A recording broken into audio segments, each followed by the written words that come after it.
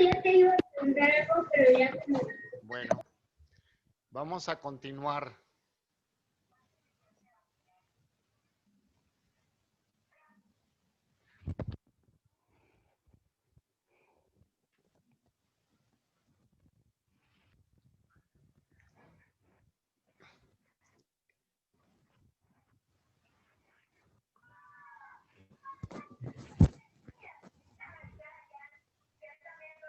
Vamos a ver el papel contemporáneo del asociacionismo, dentro del cual existen 4 líneas actualmente, ¿no? En su desarrollo. En primer lugar está la continuación de la investigación de los reflejos condicionados, persiste hasta la actualidad. En segundo lugar, la teoría del estímulo-respuesta de Hull. En tercer lugar, la teoría estadística del aprendizaje del estrés. Y la cuarta línea, el conductismo intencionalista de Tolman. Estamos hablando de que el asociacionismo persiste en nuestros días y tiene gran importancia, sobre todo porque tiende a tener aquí un respaldo, ¿no? Dentro de la investigación, busca un respaldo estadístico, buscan la medición. Vamos a ver el siguiente tema, la escuela escocesa. La escuela escocesa del siglo XVIII ejerció una profunda influencia en el pensamiento social de los siglos XIX y XX, y sus principales representantes son estos 3, ¿no? Es Hume en el campo de la filosofía, Smith en el de la economía y Ferguson en el análisis sociológico. Vamos a ver qué dice Smith, cuáles son sus premisas. No es de la benevolencia del carnicero, del cervecero y del panadero que esperamos nuestra cena, sino de la preocupación que ellos tienen por su propio bienestar. No nos dirigimos a su humanidad, sino a su interés. Nadie sino un nadie sino un mendigo elige depender exclusivamente de la benevolencia de sus conciudadanos. O sea, estamos hablando de las motivaciones. Según Smith, ¿sí? Estamos hablando de lo que mueve a la gente, las motivaciones. En el trabajo estamos ciertos que lo que buscamos es la satisfacción de las necesidades. Ok, entonces esto es muy importante. Smith nos da una visión clara acerca de cómo en un momento dado las conductas de las personas buscan, aunque tengan una repercusión social, un bien hacia otros, pero lo que se busca en primer lugar es el beneficio personal. ¿Y qué dice Hume? Estoy lejos de pensar que los hombres tienen solo afecto por sus propias personas.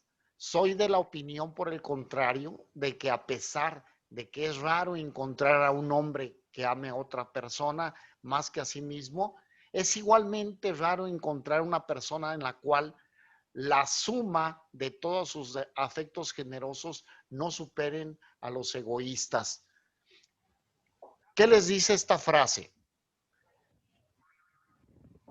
Chécatela bien. Osvaldo, ¿qué te dice esta frase?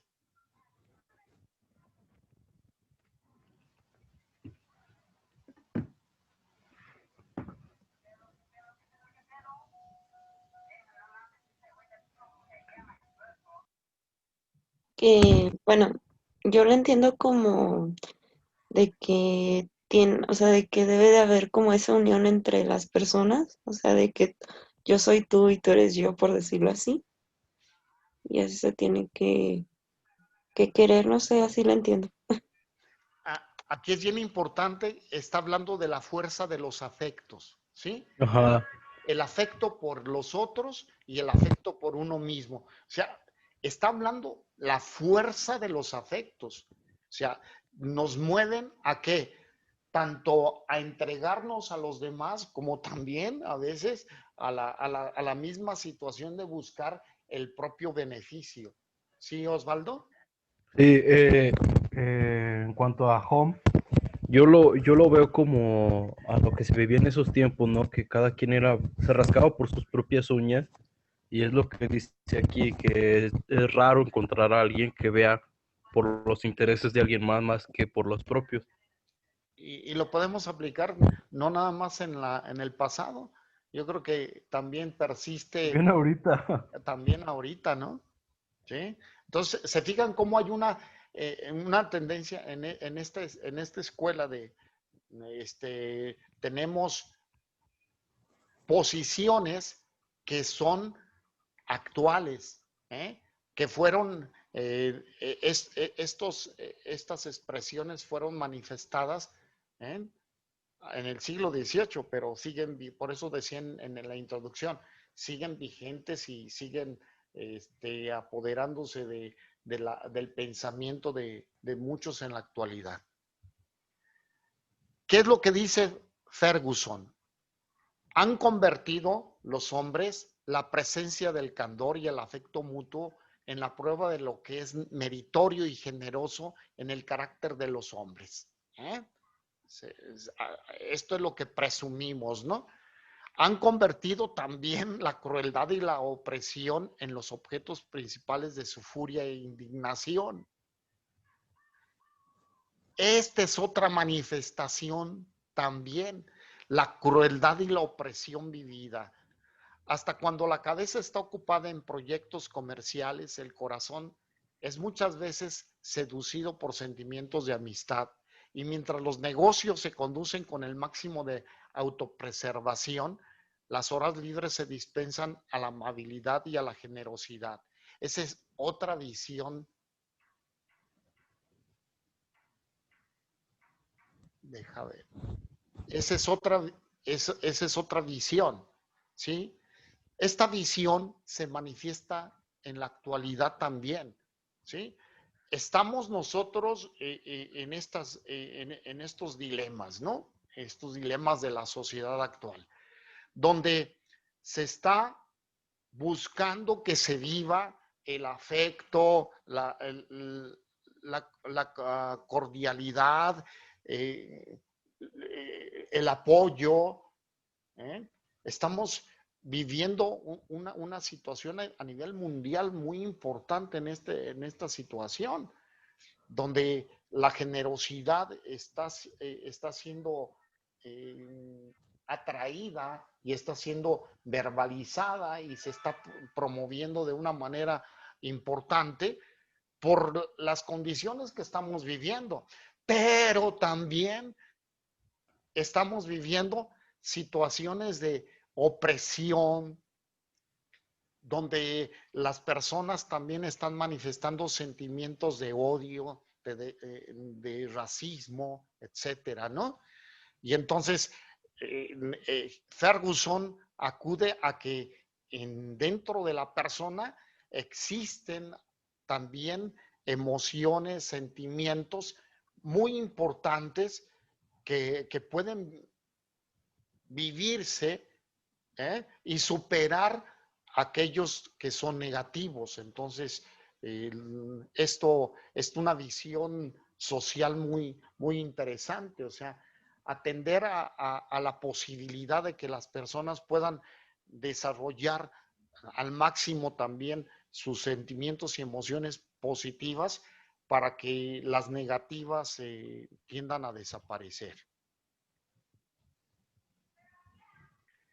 Adam Smith nos habla sobre la teoría de los pensamientos morales, primer intento de formular el carácter de un orden moral de la sociedad, analizando la conducta del ser humano a partir de 3 grupos de motivos. Por eso hablaba de la motivación. 1, el egocentrismo y el altruismo, 2 posiciones que se contraponen, pero que existen dentro de los motivos de las personas y se manifiestan en sus respuestas, en sus conductas. El 2, el deseo de libertad y el sentido de la propiedad. Y el tercero, el hábito de trabajo y la propensión de intercambio. Estos sentimientos naturales se equilibraban entre ellos sosteniendo el orden social. Esto es vigente aún en nuestros días. persisten a nivel individual y a nivel de grupo de sociedad sentimientos de egocentrismo y altruismo. Existen estas tendencias. El deseo de ser libres y el sentido de la propiedad. Y el trabajo, nosotros también como un hábito para poder intercalar todos estos tres pensamientos, para que se sostenga un orden social. Cuando alguno de ellos a nivel negativo se desarrolla más que el positivo, entonces va a ocurrir un desorden social. El riesgo, por ejemplo, ahorita, en cómo se adquiere los bienes, ¿no? Pues a través del trabajo. Y si falta el trabajo, van a venir desórdenes sociales. Y lo estamos viendo, están subiendo los asaltos, los robos, ¿no? Está creciendo la agresividad entre las personas, falta la tolerancia. Y luego hay países que, como tenemos a nuestros vecinos, ¿no? Que piensan solo en ellos. Y en la Organización de las Naciones Unidas están pidiendo que en la investigación, en el área de la salud, pues que sea equitativo, que se compartan los estudios, las investigaciones para poder salir lo más pronto de esta crisis. Adam Smith considera el crecimiento económico como el fin básico y deseable. Es un economista. Las teorías emanadas de la escuela escocesa de pensamiento dieron lugar a un desarrollo económico sin precedente en Inglaterra en el siglo XVII, que resultaría ser la base del florecimiento ¿de qué? Esto es muy importante, de la revolución industrial que se presenta en el siglo XVIII. Vean cómo en la revolución industrial luego se hace un fenómeno muy importante y que resulta ser interesante en cuanto al desarrollo económico, mas sin embargo resulta también negativo en relación a cómo se veía a las personas. Dentro de la revolución industrial lo que importa es la producción y la persona pasa en segundo término, ¿no? No es tan importante. Y esto persiste en una economía liberal. En nuestros días vivimos una economía liberal. Sirves en cuanto produces, en cuanto haces. Cuando ya no sirves, eres de desecho, se te puede hacer a un lado. Y eso hacemos. Vamos a pasar al estructuralismo. Algunos autores claves, Ferdinand de Saussure, padre de la semiótica. ¿Y qué es la semiótica? Ciencia que estudia los diferentes sistemas de signos que permiten la comunicación entre los individuos. Esto es la semiótica. La semiótica es una ciencia que estudia los diferentes sistemas de signos que permiten la comunicación entre los individuos. ¿Y por qué de los signos? Porque los signos van a tener una representación de una idea. ¿Nuestra escritura son signos o no? Sí, Son signos. Y los jeroglíficos del Egipto son signos. también. ¿Y qué representaban? Un idioma. Un sistema, un idioma. ¿De acuerdo? Entonces, esto es lo que estudia la semiótica, el sistema de signos, que es lo que nos van a permitir la comunicación, aún con la gente que tiene la discapacidad auditiva, ¿no? ¿Qué utilizan? Sistema de signos, el lenguaje de señas, ¿no? Uh-huh. Y a través de eso logran una comunicación entre ellos. El antropólogo francés Claude Lévi-Strauss, el psicólogo Jean Piaget, el filósofo lingüista Noam Chomsky, el lingüista Roman Jakobson, el filósofo marxista Louis Althusser, el literario Roland Barthes, entre otros, representan al estructuralismo. ¿Y qué es el estructuralismo?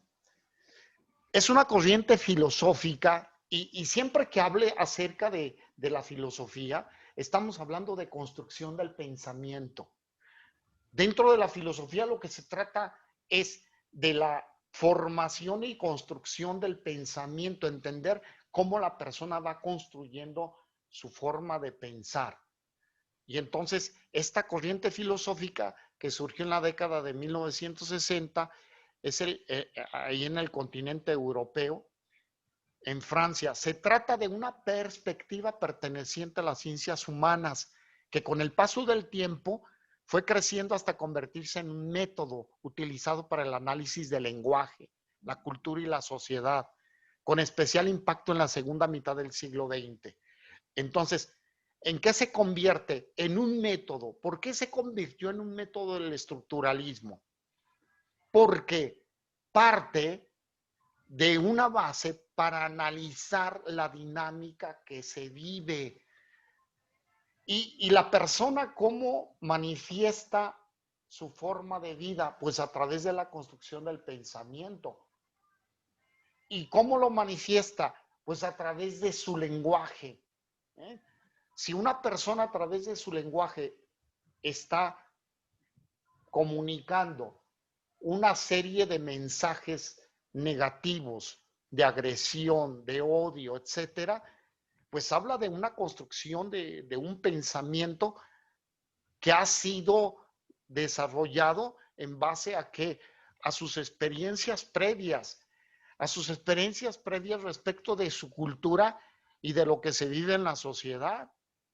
¿Qué se espera que se tenga en una sociedad donde se consideran los superhombres, ¿no? En una sociedad donde se busca desarrollar su imperio, el dominio económico, el dominio en su forma de pensar, en su forma de ver la vida, etcétera, que se han convertido en la policía del mundo. Y esto hablo de los Estados Unidos, que es, pues no nos sorprende el que existan situaciones de discriminación, de agresión, de racismo, etcétera, ¿no?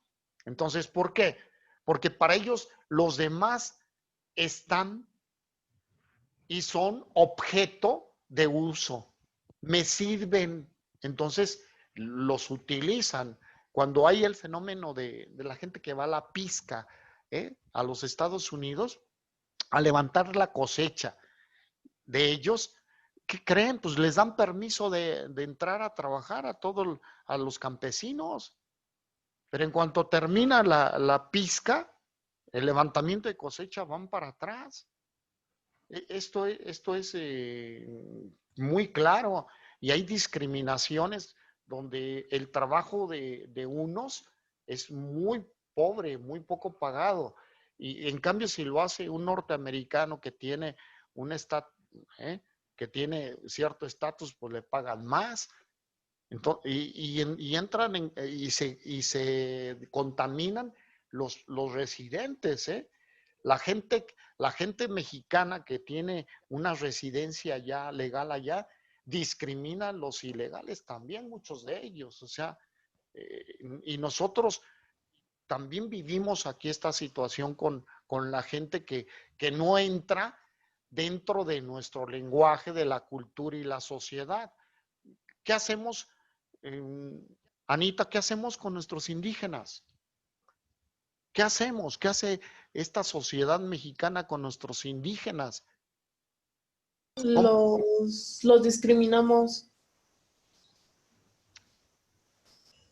y los hacemos menos. Y nosotros andamos criticando a otras sociedades, ¿no? Cuando nosotros también hacemos esto aquí. ¿Cuáles son las características del estructuralismo? La observación. Entonces, dicen, hay que ver los sistemas, hay que ver cómo observar, percibir los sistemas, cómo se forman y cuáles son los más importantes. Analiza también la lengua como sistema, como un conjunto de elementos solidarios que gozan de diferentes relaciones. Los estructuralistas estudiaron la lengua a partir de la sincronía, el lenguaje como un objeto presente, o sea, La lengua se va construyendo y se va desarrollando. La lengua no está estática. Por ejemplo, utilizamos signos que antes no se utilizaban. Vean cómo utilizamos los mensajes en el teléfono. ¿Cierto? ¿Qué combinamos en nuestros mensajes? En el teléfono, ¿qué combinamos? Palabras con emojis o stickers. Con palabras, con emojis, con imágenes, etcétera, ¿no?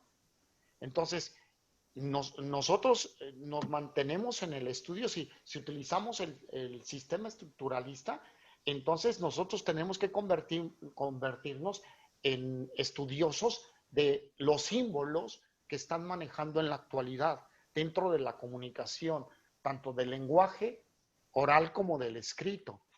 Y vemos qué es lo que se hace presente en nuestros días. Antes, por ejemplo, ¿no? Vamos regresándonos. ¿Cómo se consideraban los tatuajes en nuestra cultura?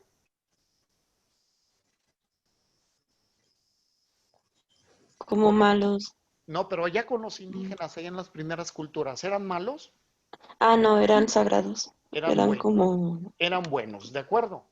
Luego pasamos por una etapa donde eran malos, ¿no? Se decía, eres drogadicto, pandillero, ¿no? Y ahorita, ¿cómo están siendo tomados?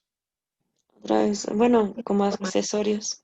Como accesorios, como arte, ¿no? Hay algunos que se tatúan porque se sienten con bueno, tienen el sentimiento de pertenencia con un grupo, entonces se tatúan algo, ¿no?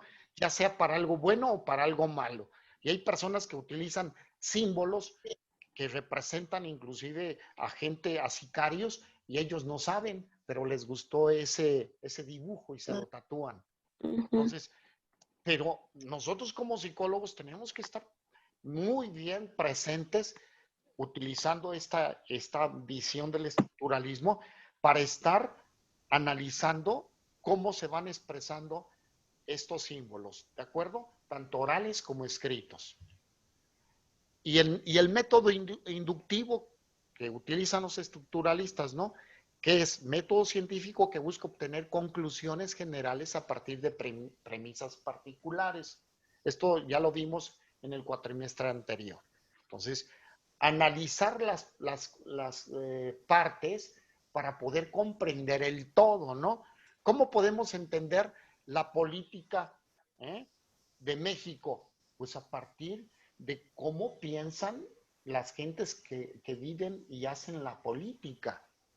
¿Cuál es su visión de persona, de sociedad, de estructura social? ¿Cuáles son los principios? ¿Cuáles son los valores? ¿Cuál es la visión antropológica, etcétera, ¿no? Entonces, podemos entender el fenómeno político a partir de los propios políticos. ¿Cómo entendemos la economía de México? Pues a partir de la microeconomía. ¿Cuáles son las áreas que están de producción, ¿no? ¿Cómo se gestan esa cadena de producción en nuestra sociedad para tener la economía que tenemos? Están hablando de por qué no crecemos, ¿no? En el PIB, en el Producto Interno Bruto. Pues por cómo se está tejiendo la micro, la pequeña, la mediana y la gran empresa, y cuál es la economía que tiene el pueblo, la formal, la informal, y entonces podemos entender por qué no se recauda, ¿no? Y por qué no se desarrolla la economía de nuestro país. ¿Cómo podemos entender la educación de México?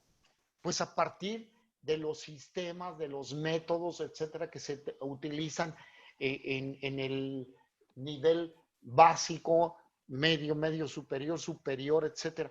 Y podemos entenderla, cuáles son las áreas de oportunidad que tienen las gentes de asistir a una escuela, de seguir su preparación, etcétera, para entender el fenómeno de la educación en México. ¿Cómo podemos entender el nivel de investigación que se da en México? Pues a través de cuánto dinero se está invirtiendo para hacer investigación en los diferentes campos que tenemos de las ciencias, ¿no? Y podemos decir, pues si le inviertes centavos, ¿no? Para la investigación, no pretendas tener una tecnología de punta, un desarrollo de punta en ese sentido. ¿Sí está claro? Ujú. Bueno, y entonces en el análisis estructural se le puede definir como una perspectiva metodológica hacia las ciencias humanas, como son la antropología cultural, la lingüística o la historia. O sea, y dentro de la psicología, pues hablamos de todo esto, ¿no? De cuáles son las manifestaciones de conducta que tiene la persona en cuanto a su cultura, su lengua, su historia. ¿Cuáles son los planteamientos claves para el estructuralismo, ¿no? Aplicado a las ciencias sociales? Todo sistema está compuesto por estructuras. Una estructura es un modo de organizar las partes de un todo, incluyendo el conjunto de sus relaciones. Para el estructuralismo, estos modos de organizar las estructuras son lo que produce sentido a la actividad humana, social y cultural, con lo cual sus propiedades son fundamentalmente lingüísticas. Fíjate bien, un sistema está formado por estructuras y estas estructuras las podemos ir enlazando y comprendiendo de acuerdo a las relaciones que guarden entre ellas. Nosotros tenemos una estructura social, ¿verdad? Hablando de lo económico. ¿Cómo han diferenciado a nivel social y económico esta estructura de nuestras gentes? Tenemos una clase que la definimos muy pobre, otra pobre, otra, ¿qué?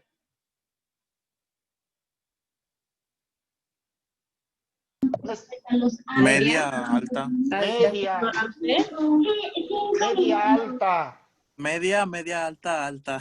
Y podemos seguirle, ¿verdad? Y cada vez entonces tenemos que hacer una clasificación más elongada, más estirada, ¿no? Porque cada vez hay pobres muy pobres. Y esta clasificación, pues la podemos entender por estas estructuras que se han compuesto en base a sus ingresos, en base a dónde viven, su vivienda, su modus vivendi, lo que comen, lo que hacen. O sea, todo esto nosotros podemos entenderlo, ¿no? Entender el sistema, cómo está compuesto, pues por cómo están hechas sus estructuras. Esa estructura determina la posición que ocupa cada elemento. Del punto anterior se deriva la idea de que toda actividad humana, así como sus funciones, incluida el aprendizaje, el entendimiento, la cognición, la conducta, la propia cultura, son construcciones que ya están mediadas por los símbolos, por la semiótica. ¿Cómo se han ido estructurando estos elementos para que tengan un significado tanto para ellos mismos como para dentro de toda una sociedad? ¿Cómo se han construido todo esto en un sistema de lenguaje, ¿no? Donde nos encontramos inmersos? Entonces, entendemos esta estructura en relación a cómo se está dando entre cada uno de estas micro, cómo se están incluyendo los sistemas de cognición, la conducta, la cultura, etcétera. Las estructuras son los que se encuentran bajo lo aparente. Trata de poner atención a las estructuras internas de los elementos culturales, o más bien, intenta comprender las estructuras que delimitan o posibilitan la existencia de dichos elementos. La sociedad y la cultura no son simplemente un conjunto de elementos físicos y tampoco son eventos con significado propio, sino que se trata de elementos que adquieren significación. O sea, ¿qué representa, por ejemplo, el vestido de los indígenas de Michoacán, de los indígenas de Chihuahua, de los indígenas de la Huasteca Potosina? ¿Nada más es ropa o tienen un significado esa ropa? Tienen un significado ¿Para quién? para ellos. Para ellos. Y nosotros no podemos entender esta estructura interna cultural de ellos si no estudiamos e investigamos, ¿no? Una persona, y voy hacia lo psicológico, estructuración del pensamiento. Una persona en depresión,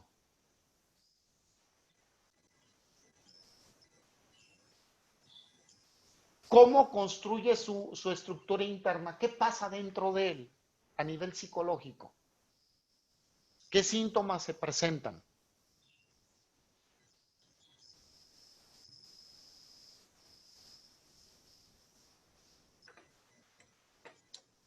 El aislamiento. Uno, aislamiento. Sí, otro, Pensamientos suicidas en cierto nivel. pensamientos de autodestrucción. ¿Qué más? Desborde de emociones o represión. Con el comal. Represiones. Vámonos. ¿Ven la vida igual que nosotros? A las 10. ¿Quieres un balón? 9:30. 9:30. Osvaldo, muteate. ¿Ven la vida igual que nosotros? No. No. El significado de la vida para ellos tiene algo muy particular.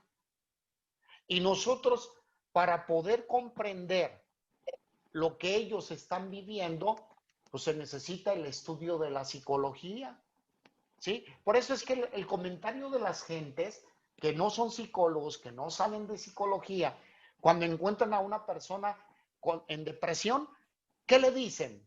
¿Qué le dicen? Échale ganas. No Échale estés triste. ganas.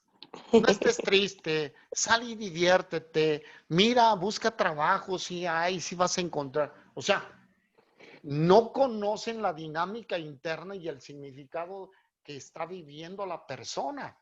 Por eso es importante para el psicólogo echarse un clavado a la significación personal, ¿sí? Y nosotros ya lo entendemos y trabajamos de una manera científica para poderlo sacar de esa situación. Este modelo plantea simultáneamente al hombre como un ser potencial y objeto de discernimiento, por medio del cual se da la expansión de las ciencias, ya que es el único que discute y transforma las estructuras. El hombre capaz de modificarse y de modificar su entorno. Esto es muy importante. El estructuralismo descubre al hombre y lo ve como un ser que puede desarrollar, que es capaz de hacer mucho dentro de todas las áreas de las ciencias, la cultura, el arte, etc. El epistemólogo argentino Mario Bunge dice que las estructuras son en sí mismas conjunto de relaciones. No existen sin esto, sin las relaciones, con lo cual no pueden ser estudiadas como elementos nada más aislados. Para entender la psicología del mexicano hay que entender todas las estructuras, las estructuras de su historia antropológica, sociales, políticas, económicas, de educación, de valores. Si no, no la vamos a entender. No podemos entender al mexicano nada más desde la estructura económica. No podemos entenderlo desde el punto de vista nada más histórico del pueblo conquistado. Cuando hacemos el estudio, Ramírez es uno, Psicología del Mexicano, hace el análisis de todo del contexto para poder entonces determinar el por qué construye el mexicano un pensamiento y un estilo de vida propio. Estas estructuras, al ser propiedades de los objetos, siempre van a pertenecer a un sistema y no pueden estudiarse de manera separada, como un ente en existencia propia, nada más. O sea, tenemos que ver siempre un fenómeno, una estructura, desde todos los puntos de vista, desde todos los puntos de vista. Vamos a pasar a la psicología del acto, ¿sí? Nos quedan 4 minutos Es muy simple esto. Brentano fue un psicólogo, filósofo y sacerdote alemán que defendió dos ideas sumamente importantes para la psicología del acto y la intencionalidad. Estas dos cosas, ¿eh? Esta corriente psicológica iniciada a finales del siglo XIX en Austria por Franz Brentano y que originaría la escuela del mismo nombre. A ella pertenecen psicólogos como Alexius Meinong o Christian von Ehrenfels. Este último precursor de las formas o de la Gestalt. ¿Ya se acordaron de la Gestalt? Ujú. Ok, entonces ahí está, ¿no? ¿Dónde inician? ¿Dónde tienen su origen? En la psicología del acto. Franz Brentano señaló que el camino para darle a la psicología un carácter científico era fundamental en el conocimiento empírico, o sea, de la experiencia. El hecho de estar basada en la experiencia partiendo del fenomenismo, postura según la cual la única realidad que puede ser conocida es un fenómeno. ¿Y qué es un fenómeno? ¿Hay fenómenos físicos y fenómenos psicológicos? Sí, son como eventos. Eventos, ¿no? Un fenómeno físico, ¿cuál sería? Ayer en la noche, ¿qué pasó en León? La lluvia, ¿sí? Ujú. ¿Y el fenómeno psicológico, cuál sería? Mm, La tristeza. La tristeza. Otro, La, la calma. la tranquilidad. Otro,